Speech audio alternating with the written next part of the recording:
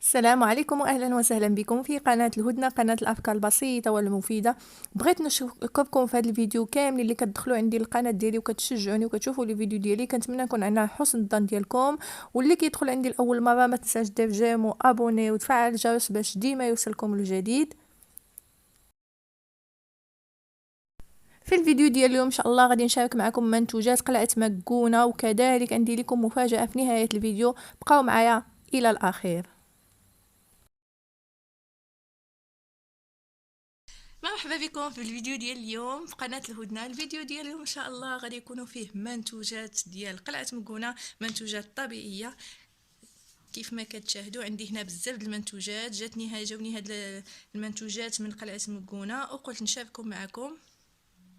انا ديما كنستعمل المنتوجات ديال قلعه مكونه، ولكن كل مره كنشري جوج اولا ثلاثه. غير هاد المره راجلي مشى لقلعه مكونه وجاب لي هاد، قلت له انا جيب لي المنتوجات، جيب لي ماء الورد وجيب لي الشامبان، وهو جاب لي هاد الشيء وقلت نشاركهم معكم. المنتوجات ديال قلعه مكونه معروفين بانهم خالصين من المواد الحافظه، وانهم طبيعيين 100%.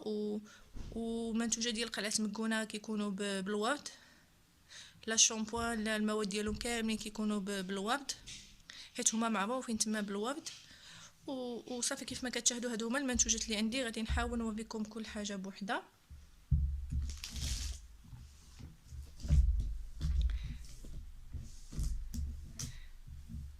غنبدا على بركه الله.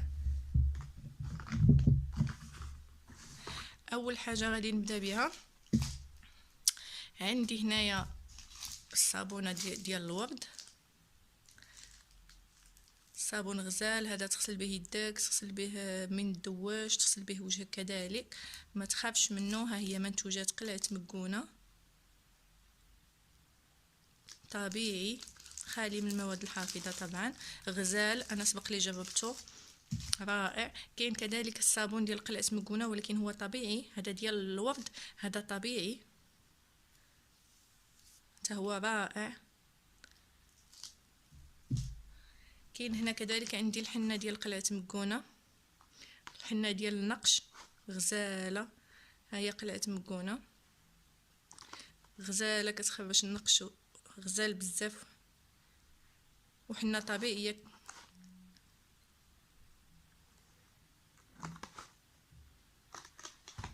عندي كذلك هنايا لوسيون ديال لو كور، مي كدوشو كتدهنوا به الجسم ديالكم اولا يديكم، غزال. حتى هو منتوج قلعه مكونه ديال الورد، فيه غير رائحه الورد، رائع طبيعي كذلك خالي من المواد الحافظه. وحتى الاثمنه ديالهم كيكونوا مقارنه بلي برودوي اخرين كيكون الثمن ديالهم مزيان، وخصوصا انهم طبيعيين، يعني اي ثمن راه ماشي مشكل. عندي هنايا كذلك جل دوش برائحه الورد، حتى هو ديال قلعه مكونه، الريحه ديالو ديال الورد غزال، كتبقى الريحه كدوش به كتبقى الدار كامله الريحه ديال الورد. كذلك عندي هنايا الشامبوان ديال الشعر غزال انا سبق لي استعملته، اللي كيطيح له الشعر اولا اللي عنده القشره في الشعر كيزولها من تقريبا من السيمانه الاولى كدوش به صافي كتبان النتيجه. كما قلت لكم خالي من المواد الحافظه. هي قلعه مكونه.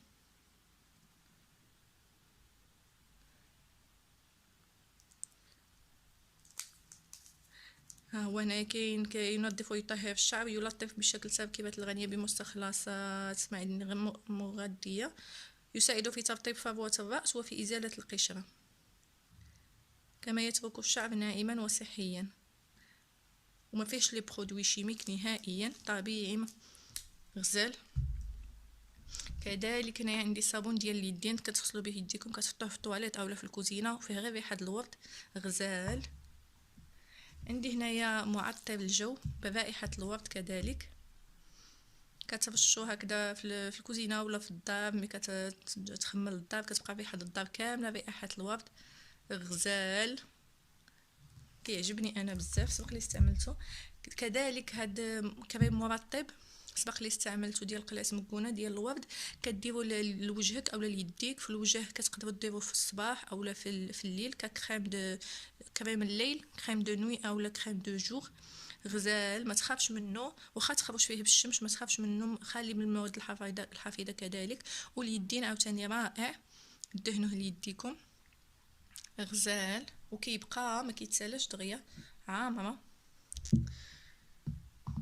كذلك عندي هنايا ديودورون ديال قلعه مكونه، رائحه الورد، رائع. باش مزيانين هاد لي برودوي ما فيهمش المواد الحافظه، ما تخافوش منهم، واخا تستعملوهم في الجسم ديالكم ما تخافوش منهم. كاين هذا الورد وكاين هذا حتى هو قلعه مكونه ولكن طبيعي.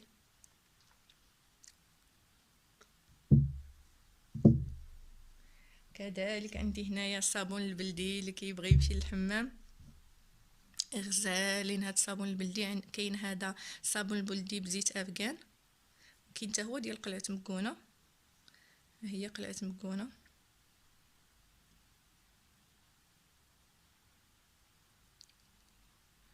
كيرطب البشره غزال استقبل الاسبق اللي استعملته. كاين هذا كما قلت لكم ديال زيت افغان، وكاين هذا ديال الاعشاب. تقدروا كذلك تخلطوا الصابون البلدي مع الحنه ولا مع الحامض، تقدروا تستعملوه كخلطات للجسم. كاين هنايا الكحول ديال العينين طبيعي، ما تخافوش منه اللي عنده شي حساسيه ديال العينين او عينو مرضين، حتى تقدروا ديروهم حتى الوليدات الصغار، ما تخافوش منه من السبق اللي استعملته. كاين هذا الكحل العين بالزعفران، كاين هذا بالفليو، وهذا كذلك بالزعفران، وهذا الزعفران الحر. غزالين حتى هما ديال قلعه مكونه، ها هي قلعه مكونه.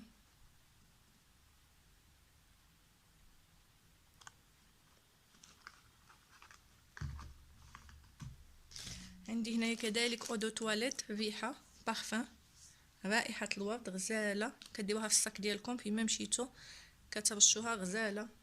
كتبقى ريحه الورد في الصاك، كما كتبغيو ترشوا ريحه كترشوها غزاله. الا استعملتوه ما تستغناوش عليه، ديما خصكم وحده في الصاك. كذلك عندي هنا الماء الورد اللي ما كنستغناش عليه على طول العام، ماء الورد. ماء الورد ديال قلعه مكونه كذلك، هذا راه البلدي يعني الفري الاصلي، كيكون شويه زايد الثمن على هذاك اللي كيتباع عندنا حنايا، ولكن هذا قلعه مكونه الاصلي راه كيكون غزال رائع، كيصلح للبشره. ما تنوضوا في الصباح ترشوه في البشره ديالكم، اولا ما ديروا شي ماسك ترشوه من بعد. وهو كذلك منعش، ملي كترشوه على وجهك كتحس بالانتعاش، وكذلك هو كيطرد الطاقه السلبيه من الجو، من الدار، من حتى نفسانيا. الا رشيتيه على وجهك ولا رشيتيه في قريب ليلك كتحس بالطاقه الايجابيه سبحان الله. وكذلك مزيان للعينين، كتقطعوا في العين ديالك ولا في العينين ديال وليداتك ولا اي واحد عينو فيه الحساسيه ولا كتحرقوا، المهم مزيان تقطعوا في العين ديالك، راه غزال. ها هو يعتبر ماء الورد البلدي احسن منتوج طبيعي لتنظيف العين وحمايتها ضد التجاعيد، لتجميل الوجه، ضد الحمى، ضد الارهاق بعد الحلاقه. حتى السخانه، ملي كيكونوا وليدات صغار فيهم السخانه كترشوه على الوجه ديالهم، اولا حتى نتوما كذلك مزيان. هما كاتبين هنا ماء مقطر، ماء الورد المقطر مستخلص الورد البلدي.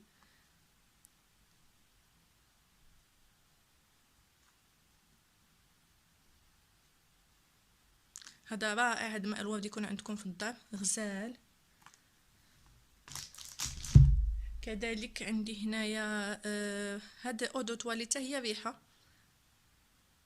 تحطوها هكا في الطواليت ولا تحطوها في الدخله ديال الدار، كترشوا بها هكا ما كتطلق ريحه الورد غزاله، هي ديال قلعه مكونه. صافي هادو هما المنتوجات اللي جاوني من قلعه مكونه، فرحت بهم بزاف لانني سبق لي استعملت هاد المنتوجات ورائعين غزالين، وكما قلت لكم خاليين من المواد الحافظه. واي برودوي في هادو راه غزال. الا استعملتوا اي حاجه فيهم، مثلا غير هاد الشامبون الا استعملتوه راه غتبقاو ديما تشريوه ما تستغناوش عليه، احسن من داك لي شامبون اللي فيهم لي برودوي وداك الشيء. كذلك هاد الصابون البلدي، هاد الكحول رائع غزال. هاد الكريم ملي تبغيو تنعسوا دهنوا بها وجهكم كتنعسوا، اولا في الصباح اولا اليدين ديالكم بعد ما ديروا الشغل، غزاله. المهم هاد البرودوي كامل كنصحكم بهم، واخا ما تشيوش هادشي كامل تقدروا تشيو غير جوج ثلاثه، وكل مره تشيو حاجه. كذلك الاثمنه ما قدرتش نقول لكم الاثمنه لان ماشي انا اللي شريت هادشي، انا قلت لكم غير جابوا لي راجلي مشى لقلعه مكونه وجاب لي هادشي، وحتى هو ما كيعقلش على الاثمنه، يعني يشرى كلشي في مره وصافي. كنتمنى تكونوا استفدتوا من هاد لي برودوي هادي. والمفاجاه اللي عندي اليوم هي واحد الهديه ليكم، كنتمنى تعجبكم. الهديه ديالي ليكم اليوم هو هذا الباك هذا اللي فيه منتوجات قلعه مكونه. كنتمنى يعجبكم هذا الباك هذا. فيه كيف ما كتشوفوا كريم مرطب بالورد ديال قلعه مكونه، تقدروا تدهنوا به وجهكم في الليل او في الصباح او اليدين. كذلك فيه هاد الصابونه ديال الورد حتى هي غزاله. فيه كذلك هاد ماء الورد البلدي الاصلي ديال قلعه مكونه. فيه كذلك هاد اودو تواليت اولا البارفان ولا الريحه ديال الورد، كذلك مستخلصه من الورد ديال قلعه مكونه. عندي هنايا بعض المنتوجات اصليين ديال قلعه مكونه. هاد الباك هذا غادي يكون من محظوظه ان شاء الله اللي غادي تكومونتي في هاد الفيديو هذا، وغتحصل على اكبر عدد من لي جيم، هي اللي غتربح هاد الباك هذا. انا يا ريت نقدر نعطيكم كاملين هاد المنتوجات، ولكن المسابقه هي هذه، خاص واحد يكون رابح. المهم اللي غادي يربح ان شاء الله هو اللي غيكومونتي في هذا الفيديو، تحت الفيديو غادي يكومونتي، وغادي يكونوا عنده اكبر عدد من الاعجاب في الكومونتير ديالو. المسابقه بسيطه وسهله الطريقه باش تربحوا ان شاء الله. كنتمنى يكون عجبكم هذا الباك. للتوضيح، هذا الباك غتاخذوه بربعه به بهذه المرايه ديالو، يعني تقدروا تزينوا بها الغرفه ديالكم، تحطوهم هكذا في البيت ديالكم اولا في الدوش، تقدروا تحطوه هكذا به بهذه المرايه، كيجي المنظر ديالو رائع. كنتمنى الفيديو ديال اليوم يكون عجبكم وتكونوا استفدتوا من منتوجات قلعه مكونه، وكذلك يكون عجبكم هذا الكادو اللي غيكون واحد من المحظوظه وحده منكم ان شاء الله. كنتمنى هذا الباك يكون عجبكم، وكنتمنى المحظوظه او اللي غادي تربح هذا الباك يعجبها ان شاء الله. وللتذكير اللي حصلت على اكبر عدد من الاعجاب في الكومونتير ديالها، هذا الباك غيوصل في اي مدينه كانت في المغرب، غيوصل حتى لعندها. كنتمنى الفيديو اليوم يكون عجبكم وتكونوا استفدتوا وتكون عجبتكم المفاجاه ديال اليوم. بداو من دابا تفرجوا في الفيديو وديروا لي الكومونتير وكثروا من لي جيم باش دغيا تربحوا هذا الباك. المسابقه غتكون في اسبوع، يعني الاسبوع اللي ما جي نص نهار بحال اليوم ان شاء الله غادي نعلن على الرابحه. وحظ موفق لكم جميعا، والى اللقاء في فيديو جديد ان شاء الله.